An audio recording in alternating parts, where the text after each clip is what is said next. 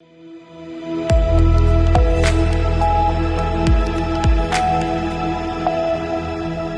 के बाद आप सभी का स्वागत है सी न्यूज भारत में। नमस्कार, मैं हूं रत्ना। दुर्ग शहर के लिए गर्व की बात है, आरोग्यम सुपर स्पेशलिटी हॉस्पिटल ने तीसरी बार सफल किडनी ट्रांसप्लांट कर चिकित्सा क्षेत्र में एक बड़ी उपलब्धि हासिल की। इस सफलता ने यह साबित कर दिया कि अब दुर्ग में ही जटिल किडनी रोगों का आधुनिक और विशेषज्ञ इलाज संभव है। बालोद जिले के 37 वर्षीय उमेश साहू पिछले करीब 1 वर्ष से गंभीर किडनी बीमारी से जूझ रहे थे और नियमित डायलिसिस पर निर्भर थे। डॉक्टरों ने उनकी स्थिति को देखते हुए किडनी ट्रांसप्लांट की सलाह दी। बेटे की जिंदगी बचाने के लिए उनकी मां शकुन बाई ने बिना किसी हिचक अपनी किडनी दान की, जिससे ममता और त्याग की मिसाल पेश हुई। आरोग्यम सुपर स्पेशलिटी हॉस्पिटल की विशेषज्ञ टीम ने इस जटिल सर्जरी को सफलतापूर्वक अंजाम दिया। Kidney transplant surgeon doctor Naveen Ram Daruka और transplant physician doctor R K. Sahu के नेतृत्व में टीम ने आधुनिक तकनीक और पूरी सावधानी के साथ ऑपरेशन किया। सर्जरी के बाद मां और बेटा दोनों स्वस्थ हैं और तेजी से रिकवर कर रहे हैं। अस्पताल प्रबंधन के अनुसार पिछले 1.5 साल में यह तीसरा सफल किडनी ट्रांसप्लांट है और इस उपलब्धि से दुर्ग और आसपास के मरीजों को अब बड़े शहरों की ओर नहीं जाना पड़ेगा और क्षेत्र में किडनी रोगों के विशेषज्ञ इलाज की नई उम्मीद जगी है। वो मेरे यंगर पहला ब्रदर है, उनको उमेश कुमार साहू नाम है, 37 ईयर के हैं।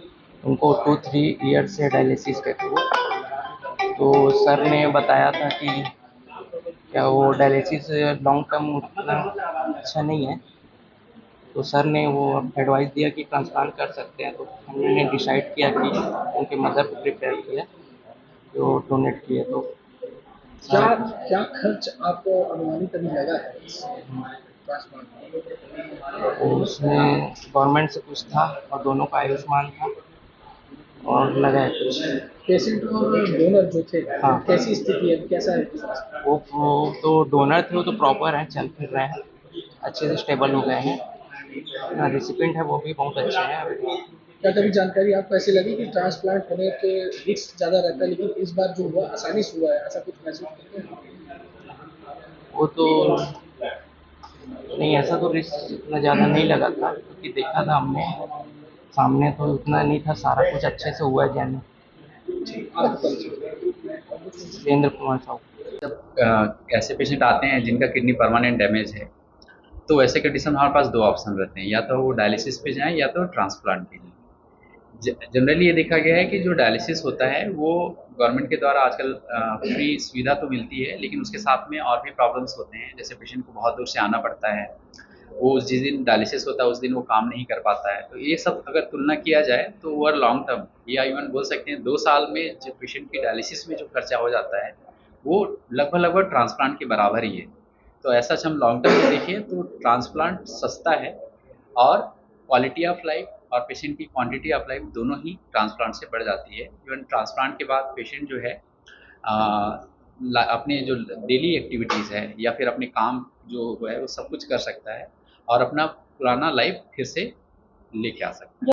ठीक है, हमारे पास आज हमारे यहाँ किडनी ट्रांसप्लांट जो है 27 फरवरी को हुआ, जो कि विदिन 7 डेज जो है उसका जो किडनी का जो काम करने की क्षमता है वो अब 100% हो गई है, और जो है उनका जो क्रेटनिन है वो अब नॉर्मल 1 आ गया है, जो कि उनका आज से 3 साल पहले जब दोनों किडनी जब ठीक थी उस लेवल पे आ गया है। इसका बोलने का मतलब ये है कि उनको 1 किडनी जैसे मिली, उनकी शरीर की जितनी काम करने की क्षमता थी 2 किडनी में, वो लगभग उसके बराबर काम करने लगी है। सिमिलरली जो जिन्होंने किडनी डोनेट किया है उनका भी क्रेटनिन जो है वो 1 के आसपास ही है, यानी उनके लिए भी 1 किडनी पर्याप्त है।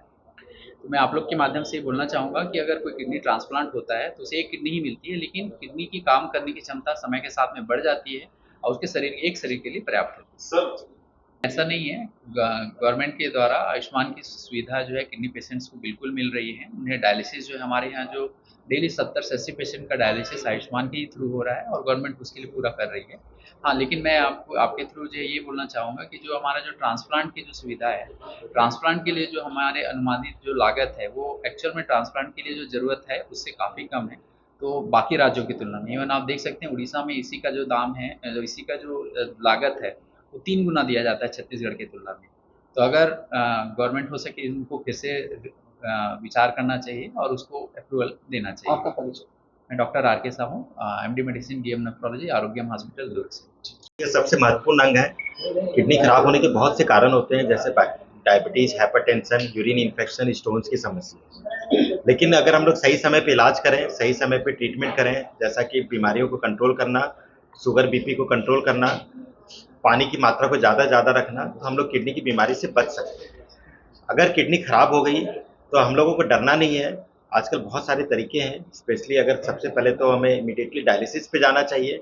कि लोगों के दिमाग में भ्रांतियाँ होती है कि अगर एक बार पेशेंट डायलिसिस पे चला गया तो उसे जीवन भर डायलिसिस पे रहना पड़ेगा, ऐसा नहीं है। वो डिपेंड करता है कि किडनी किस स्टेज में है, और अगर एक बार पेशेंट को अगर किडनी पूरी तरह से खराब होती है तो ट्रांसप्लांट बहुत अच्छा माध्यम है, और ट्रांसप्लांट के माध्यम से हम फिर से अपने पेशेंट को नई लाइफ दे सकते हैं।